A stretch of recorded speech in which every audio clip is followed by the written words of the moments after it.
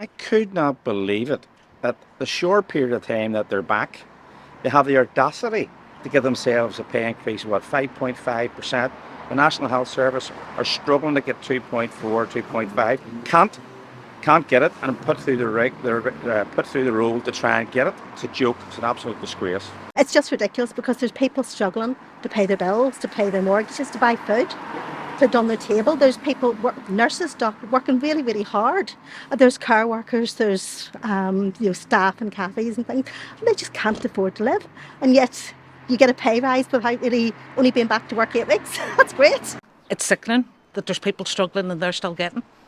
My thoughts are quite simple on it. I'm a big believer in people should get what they deserve. It's if they put the work in, you should be remunerated for that.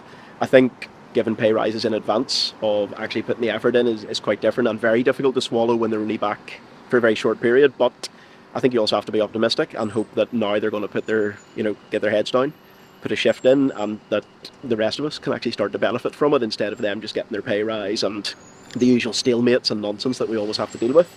You have to be positive, I think, and if we sit and worry about what might not happen, we'll get nowhere. So I think we're better thinking about what they might not do instead of what's already happened and moan about that. These people just need to prove to everybody, do the job first and do it for a long period of time before they can give themselves any type of pay increase like that. The average worker running around here is having to put themselves through hell to get to pay the bills. Disgrace, absolute disgrace. I think we're all a wee bit fed up, and really Northern Ireland has been left by the wayside, and nothing was getting done. They were doing what they wanted to do, but not what everybody else needed done. I think that's the most important thing, because funny, they were able to pass various laws when they wanted to.